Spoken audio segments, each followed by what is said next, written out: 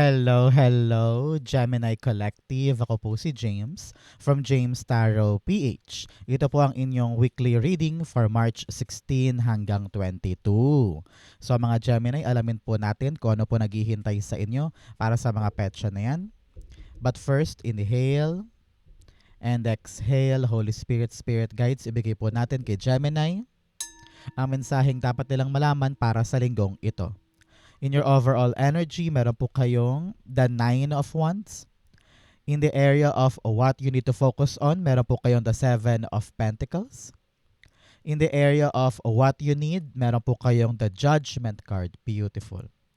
In the area of what's affecting your current energy, meron po kayong the Three of Swords. In the area of your near future, meron po kayong the Knight of Swords. Beautiful, beautiful, beautiful. In your challenge for the week, the Three of Cups. Sa inyo pong fortune, meron po kayong the Three of Pentacles. Beautiful. In your divine messages, meron po kayong the King of Wands. At ang outcome nyo po for the week, ito po yun. Mamaya sabay-sabay po natin siyang bubuksan sa dulo ng ating reading. But first, mga mahal kong Gemini, thank you po muna sa lahat po ng mga hindi nag-i-skip ng ads at saka po sa mga nagko-comment at nagla-like. Malaking suporta po yan para sa akin. Every time po na meron tayong libreng reading para po sa inyo. Kaya po, keep on liking, keep on commenting, and thank you po for not skipping your ads. Thank you po. So, in the background of your reading, meron kang the Ace of Pentacles. Wow! Talaga namang merong bagong biyaya, bagong pagkakataon, or bagong pintuan ang naghihintay para sa'yo. Kung ano man daw yung gagawin mo ngayong linggo, Gemini, napaka-promising daw niyan. Meron ka talagang mahihita, meron kang makukuha, example, bayad, or recognition, or bibigyan ka ng bagong pagkakataon, o kaya kikilalanin na yung husay mo. Ito yung mga gamit mong susi para pumasok sa mas higit pang mga biyaya. Parang paunang bigay lamang ito. Na kapag kinuha mo at nagawa mo ng tama, sunod-sunod na yung andar. Parang ganyan. So, do your best this week para sa biyayang ito, para makuha mo yung pinakamatamis niyang katas, no? Para magamit mo siya na pangmatagalan. Dahil ito talaga yung susi for more things. Okay, so wag kang tawag dito, wag mong i-take for granted itong bagay na ito. Kapag dumating, seryosohin mo and do your best. Kasi hindi lahat nabibigyan ng ganitong tsansa. Okay? Kayang-kaya mo yan. So, in your core energy, meron kang the Nine of Wands.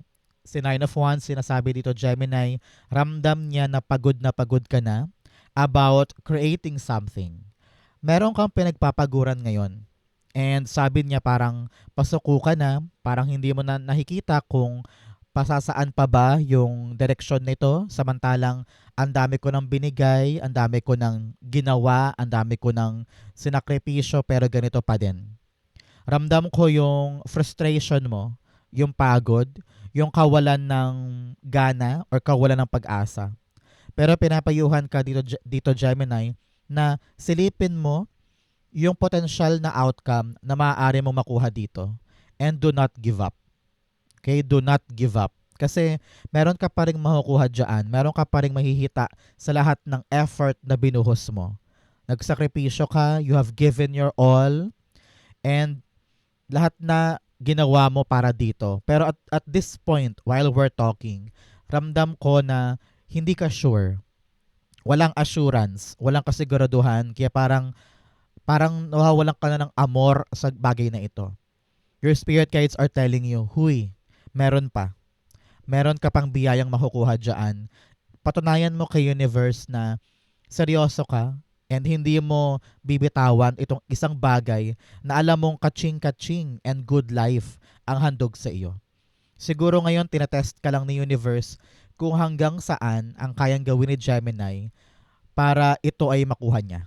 Kitang-kita mo na, na-visualize mo na ay, pag ito nakuha ko talaga, ito yung bunga, ito yung kapalit, ito yung reward sa akin. So, I need to push forward and do not stop.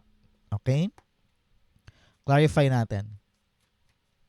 The Nine of Wands being clarified by the Knight of Pentacles. Yes, ngayon daw, pinapayuhan ka, Gemini, na baguhin yung plano or silipin daw mabuti yung iyong strategy. Meron ako narinig na i-double check, tignan ulit, silipin ulit. Baka naman this time around, makita mo na kung ano yung mali. Makita mo na kung saan ka nag-fail before, kung saan ka nagkakamali before. Baka pag inayos mo na ngayon, boom, gumana na. Ma-approve na, makuha na, matapos na. Okay? So revisit your plan, revisit your action, revisit everything para ma-check mo kung ay, dito pala ako nagkamali. Sige, baguhin ko na. Para isa pang try mo, okay na lahat. Okay? Sabi rin dito, huwag ka magmamadali para lalong makita mo kung ano yung mga dapat ayusin.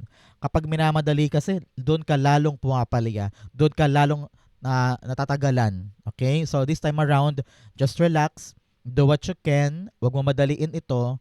And then siliping mabuti lahat ng proseso para tama na siya. Okay? So, Gemini, since ito ay bagong weekly reading, ano ba yung mga hinihintay mo? May hinihintay kang dumating eh. Comment down below, i-manifest na natin yan para dumating sa buhay mo this time. Okay? Because pag sinulat yan, nangyayari yan. Okay? In the area of what you need to focus on, meron po kayong the 7 of Pentacles. Mag-focus ka lang din daw talaga sa hard work mo in waiting for something to arrive.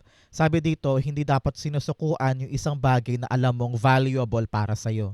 Kung yan ay dokumento, approval sa isang trabaho, or naghihintay ka ng tawag or confirmation about something, kita mo yung maaari mong anihin eh. At nasa kamay mo na yan ha. Kumbaga sa'yo binibigay, you are the chosen one for this endeavor. So, bakit ka daw ba naiinip? Bakit ka daw ba naiirita? Bakit ka daw ba nagmamadali? No? Sabi dito, the longer you wait, the better. Dahil hindi lahat daw ng bagay ibinibigay ng ratsyada lamang. Everything works in divine timing. Kaya manalig ka daw na pine-prepare ka pa ni God and pine-prepare pa ni Destiny yung blessing sa'yo. Para kapag nagpang-abot kayo, kayang-kaya mo siyang pangalagaan. At hindi maulit yung dati. Okay? So, ano dapat gawin ngayon ni Gemini? Habaan ng pasensya, maging mas masipag, maunawain, at magkaroon ng malawak na understanding about your situation. Okay? 7 of Pentacles, the Wheel of Fortune. Yes, sabi nga dito, magbabago yung kapalaran if you could just focus on the things na alam mong kayang-kaya mong makuha. Alam mo na importante sa'yo. Example, hinihintay mo yung konfirmasyon sa boss kung talagang ikaw na ang tanggap, no? So, alam mo kung gaano kahalaga yan na maaaring magpabago sa life mo, hintayin mo. Huwag mong madaliin, huwag mong bitawan, huwag mong layuan, huwag mong sukuan. Diba? Alam mo, ramdam mo yan that this will change your life. That this will bring wealth, happiness, success, and fortune para sa'yo. So, bakit ka bibitaw, diba? Panahon to para lalong kumapit sa isang bagay na alam mong saswertehin ka pag nakuha mo. Okay, very important yan for you. Isa-isip mo. In the area of what you need, meron kang the Judgment card. Si Judgment card, sinasabihan ka dito, Gemini, na itaas mo na kay God. I-uplift mo na yung mga takot mo. I-surrender mo na yung control. Alam ko na kaya ka naiinip, gusto mo nang sumuko, inip na inip ka na sa hinihintay mo. It's because pinapangunahan mo kasi. Kinokontrol mo yung sitwasyon. Gusto mong maganap the way you planned it to be, no? Sabi mo, gusto ko nang makuha to today para pag makaalis na ako. Gusto ko nang maayos to para makalarga na. Gusto ko nang makuha to ngayon dahil gusto ko nang makuha yung outcome. You are overstepping God's plan for you, no? Gawin mo lang yung makakaya mo, yung practical na paraan, and wag mo nang kontrolin. Wag mo nang pilitin. Huwag mong puwersahin na magbunga kung hindi pa siya kabunga-bunga ngayon. No? You need to surrender to God. So, God, sige po, susunod na ako sa inyo. Kung ano po yung nakatadhana for today, yes man or no, I will just accept this. And I have a huge, huge faith sa iyong plano para sa akin. Kapag ginawa mo yon, yung pag-surrender na yon, yung pagsuko sa perfectionism or sa pag-control sa mga bagay-bagay, diyan gagaan yung perspective mo. Gagaan din ang yung kalooban. Gagaan din ang yung aura. Okay? At kapag ganon, magnet yan for more blessings. Okay? So, let it go. Let it flow. Hayaan mo maganap ang dapat maganap. Gawin mo lang yung makakaya mo. Okay? Judgment card. The Five of Wands. Yes, sa lahat ng laban na mabigat, sa lahat ng mga pinagsumikapan mo at tinrabaho mo, you feel like parang unfair naman. Ginagawa ko ang lahat pero wala pa rin nangyayari. Kaya magaling naman ako, bakit sila yung napipili? Bakit sila yung nakukuha? Magaling din naman ako pero bakit sila ang dali-dali nilang nakuha yung kanila samantalang ako nahihirapan ako?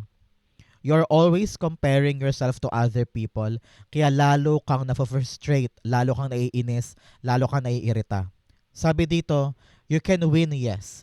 You can overcome any battle, yes. Pero sabi dito, kailangan isuko mo kay God yung pagpuwersa mo sa mga bagay-bagay. Huwag mo nang labanan yung nakatadhana. Huwag mo nang unahan yung dapat ay okay lang yan.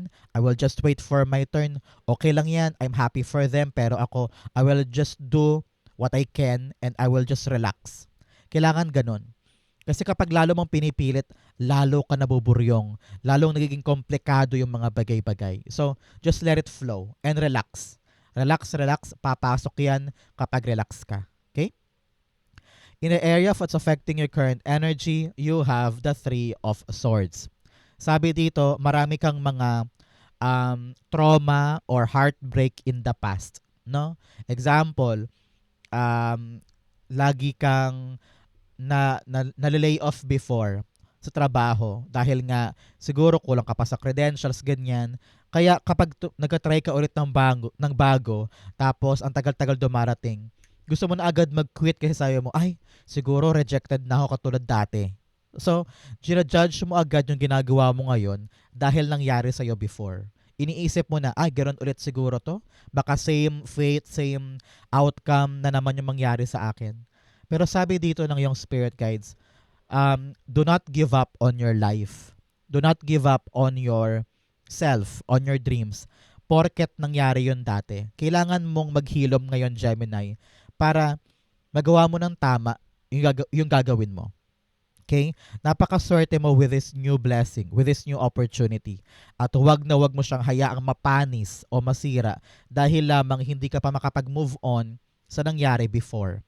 Maghilom ka na daw dito para makapag-isip ka na ng matinong plano at hindi ka mag-quit. At hindi mo sukuan yung isang magandang bagay na naghihintay para sa'yo. Masyado ka lang daw clouded sa isip mo nung pain, nung sorrow, and regrets from the past. Kaya sabi dito, move on na doon, okay na yun. Huwag mo laging isipin na mangyayari yun ngayon dahil hindi. Kung talagang natuto ka doon, talaga namang hindi yun mangyayari. Okay? Ang tanong, Gemini, natuto ka ba talaga sa mga pain from the past? Kasi kung hindi, nako, kailangan talaga nating i-revisit yan. Kailangan nating ma-realize kung ano yung mga dapat nating gawin and move on. Okay? Three of Swords. Meron ka palang 3. Ayan, tumilapon din siya. Meron kang 3, 3, 3, 3. Apat na 3 to. That is angel number of your ancestors' protection. So meron daw po kayo na mayapang kamag-anak na kahit nasa kabilang buhay ay pinoprotektahan ka pa din hanggang ngayon. So after watching this video, magtirik ka ng kandila o kaya magdasal ka para pasalamatan yung mga kamag-anak mo sa kabilang buhay. Okay? You are protected, you are loved. Okay? So, in your Three of Swords, kino-confirm yung Three of Cups. Ramdam ko dito na parang merong nag-tridor sa'yo dati or meron ng loko sa'yo before, no? Kaya nagkaroon ka ng trust issues. Hindi mo kayang mapagkatiwalaan tong bagong bagay dahil sobra kang nadurog nung ginawa sa'yo nung taong ito. Maaring close friend mo to, kumare, o kaya kapatid, or someone dear in your life na hindi mo akalaing sasaktan ka ng ganun. Kaya ngayon parang ilag ka sa ibang tao, ayaw mo na magtiwala, ayaw mo na umasa sa kanila kasi nga baka gawin na naman. Kaya ito, pinipilit mong kumilos mag-isa, kinakaya mo mag-isa at ayaw mo umasa sa ibang tao dahil nga naramdaman ko yung pain from what happened there. Pero sabi dito, Learn to move on and heal dahil yung plano mo naman ngayon gumagana. Kaya wag mo sukuan ang sarili mo, wag mo sukuan tong ginagawa mo. You are doing better than before. So, nag-excel ka naman, mahusay ka naman, ituloy-tuloy mo yan. Okay? Do not give up on yourself. Okay?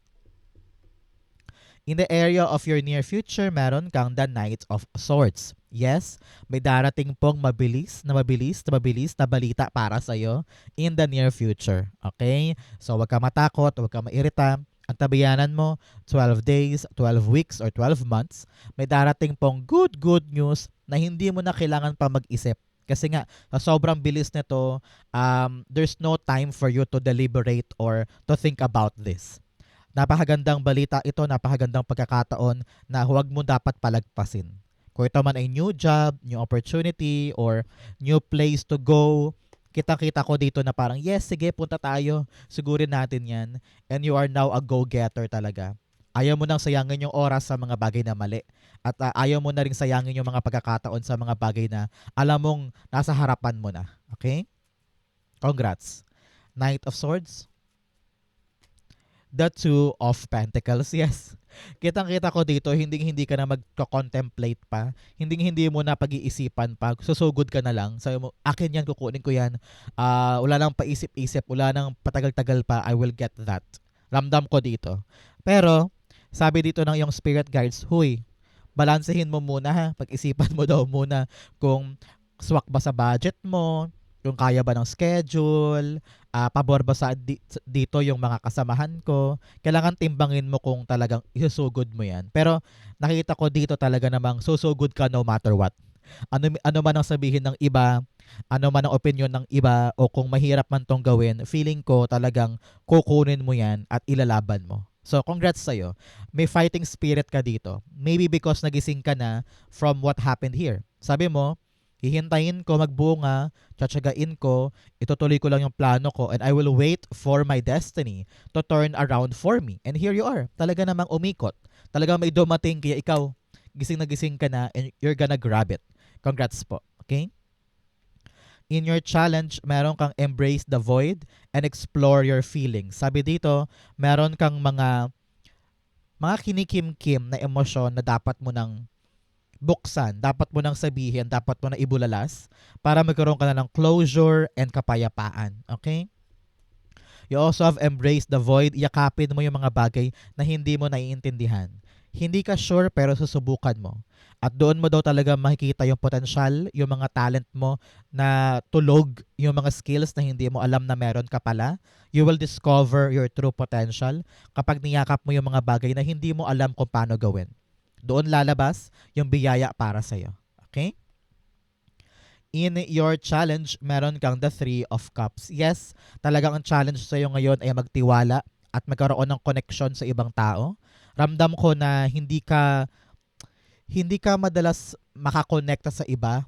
Maybe because feeling mo hindi sila totoong tao sa'yo and they are just using you for their own gain. Kaya ayaw mo makipag-bonding time, ayaw mo makipagkaibigan sa kanila o magkaroon ng deep connection because you already experienced that pain before. So ngayon parang ilag na ilag kang makisama or makitungo sa iba. Parang nahihirapan ka makipag-jive or magtiwala, parang ganun eh. Hindi ka mapakali sa harapan nila or sa presence nila. And I understand dahil nga nanggaling ka sa isang mahirap na parte with other people. So panahon to for you to really just relax, Gemini. Relax and learn to open yourself again. Kasi hindi naman kasalanan ng ibang tao yung naranasan mo sa iba, di ba? So do not generalize people around you, okay? Three of Cups. The Judgment card. Yes, kung ano man yung pain daw and suffering na dinanas mo sa ibang tao, ipagpasa Diyos mo na lamang daw. Huwag mo na silang gantihan, balikan, isipin man, ano? Hayaan mo na ang Diyos ang gumante para sa mga taong yan. And let yourself shine. Live your life to the fullest. Enjoy your day by day. At huwag mo nang hayaang maapektuhan ka ng mga taong ito. Itaas mo na sa Kanya, sabi mo, God, kayo na pong bahala sa mga taong ito. Over na ako sa kanila. And I want you to give me the justice that I need. Okay? Importante yan for you. In your fortune, meron kang watching clouds, lie back, rest, and relax. Sabi dito, magkaroon ka rin doon ng time para mag-relax. Siyempre, pagod ka na, di ba? Sa dami ng pagkilos mo. Pero, hindi ka pa rin susuko. Magre-relax ka lang. Hihinto ka lang panandalian para makapag-recharge, makabawi ng lakas, and then, laban ulit. Okay? You have mystic healer. Healing energy flows through you. Sabi nga dito, kailangan mo talaga maghilom at ikaw lang mismo ang gagamot sa sarili mong mga trauma, pain, and suffering. Okay? Paghilumin mo ang sarili para makapag-move on ka na. In your fortune, meron kang the Three of Pentacles. Si Three of Pentacles, sabi dito, may mga taong tutulong sa'yo this time. Kaya nga sabi ko sa inyo kanina, buksan mo ulit ang puso mo para sa iba. Hindi nila kasalanan yung kasalanan sa'yo ng iba, kaya huwag mo silang i-judge na katulad lang din sila nung dati. No. Itong mga bagong taong ito ay kaloob sa'yo ni God because these are the right people that can help you in pursuing your project or endeavor. Okay? Meron kang tinatapos ngayon, di ba? Meron kang binubuo dahil alam mo kapag nabuo to, kaching-kaching at malaking biyaya ang kapalit, di ba? So sabi dito, para maganap yan, para maayos na yan, learn to open yourself to the right people.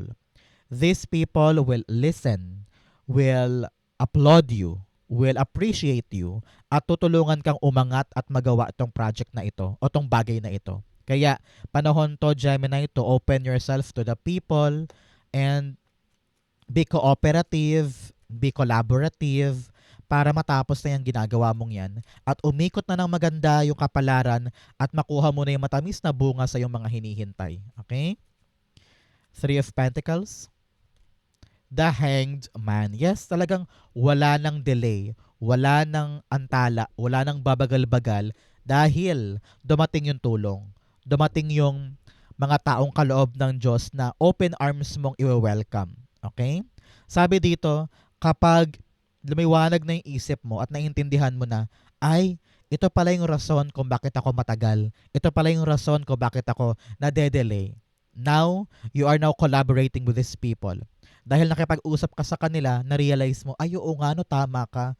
Buti sinabi mo yan kasi hindi ko yan gets before. Ay, yes, maganda yung idea mo. Dahil marami ka ng kausap, marami ng idea sa pumapasok, lumiliwanag ang isip mo. At nakakahanap ka ngayon ng ibang solusyon sa problema mo para maplansya na yan. So, no man is an island talaga, Gemini. And with the help of these people, liliwanag ang journey mo ng dire-diretso. At ma-solve mo na itong inaasikaso mong yan. Okay? Importante yan, i-claim mo yan para sa iyo yan. Okay? In your divine messages, meron kang your dreams need a practical plan. Kung may plano ka daw ngayon, kailangan, sabi ko nga kanina, dapat practical, doable, reachable, para hindi ka mahirapan. Okay? You also have what do you need to release? Ano daw ba yung mga dapat mong pakawalan this time para magkaroon na ng kaginhawaan, paggaan ng buhay at katiwasayan. Okay? You also have King of Wands. Sabi dito, Gemini, kailangan talaga meron kang vision of the future that you want to create. Bakit importante yung vision? Para hindi ka bumitaw. Para hindi ka sumuko. Para patuloy kang kumapit doon sa mga bagay na hinihintay mong magbunga. Ito yung bunga, di ba? Nandiyan yung vision mo. Tinatanaw mo, nakatingin siya, oh. Tanaw na tanaw niya yung bagay or outcome na kaya mo makuha. So believe on that. Kapitan mo yon and do not lose hope.